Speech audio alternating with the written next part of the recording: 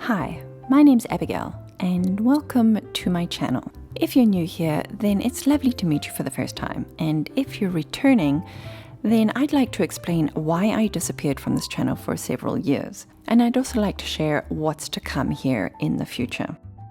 I'm trying out a new style of video making, which I think will be both entertaining and informative, particularly because I know I enjoy hearing other people's creative and personal journeys. So let's crack on with a little story. This particular chapter began back in 2022 when my husband and I moved across the world in what felt like the drop of a hat. I remember feeling completely overwhelmed by the process and more than a little scared about what felt like a big risk we were taking. Neither of us had ever been to the USA, and here we were, deconstructing our lives and packing a few belongings into a couple of suitcases each, hopping on a plane and starting our lives over in a completely new to us place. I think the two most valuable lessons we learned from this period was learning to focus on one task at a time and supporting each other through the process by listening to each other as we shared what we were scared of and encouraging each other along the way. After moving home and country, the second biggest change we experienced was related to our careers. My husband changed jobs and industries, and I was forced to close my business. I remember when we made the decision to move to the USA. At the time, I was under the impression that I would still be allowed to continue my photography business and my online courses. The moment I realized that my visa wouldn't permit me to earn an income was the moment I realized that this was going to be a much bigger change than I expected. And while I would have preferred the circumstances to have been different, I knew that I couldn't change them. So I made the decision that this would be the start of a new chapter for me. So here's some unsolicited advice. If your circumstances change, accept that there's just some things you can't control. And remember that you can control the decision to see this as a new chapter and approach it with curiosity. Those first 6 months after our arrival in the US passed by in a blur. As well as the confusion and overwhelm you'd expect after a big move like this, we also compounded that by deciding to house sit for those 6 months. We did back-to-back sits, sometimes moving up to 3 times per week. But in hindsight, it was really one of the best things we could have done because it helped orientate us to the Washington, DC area. And although at times it felt risky or uncomfortable or disruptive, we did have the pleasure of having some adorable animals to keep us company, and saving 6 months worth of rent money wasn't too bad either. Eventually though, the time did come for us to find our own home to live in. So after a short search for apartments, we found ourselves having to build a home from scratch, having arrived with only 2 suitcases each. But this turned out to be another fantastic experience because we could and we did intentionally create our little sanctuary in the city.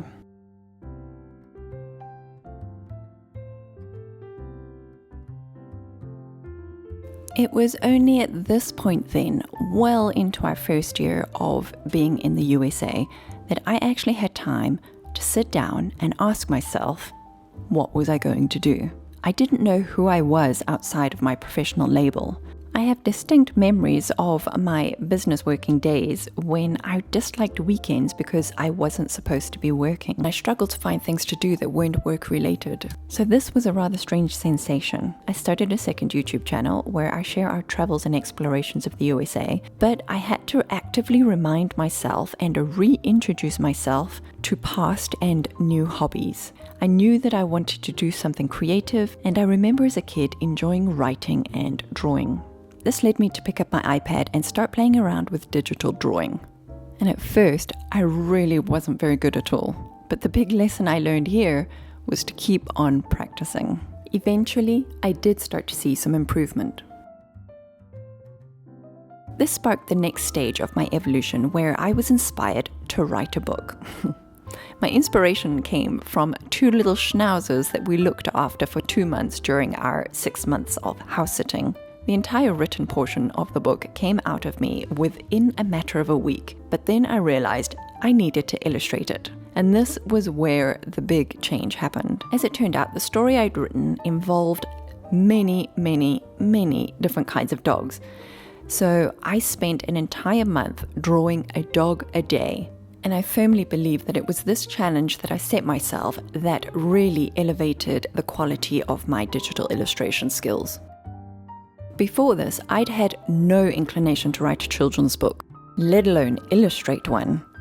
But the lesson that I took from this was to listen out for the creative urges and then act on them when they do show up. You'll never know what it'll lead to next. The more I practiced my digital illustration, the more I began to realize how calming and soothing this practice was. And I started to make correlations between the digital doodling I was doing and the fairly regular meditation practice I had. This sparked a deep dive into mindful art and all its various forms, from neurographic art to mindfulness drawing to Zentangle and all manner of Zen doodling. And once again, something clicked into place for me. Even before our big move to the USA, I had already started a social media detox.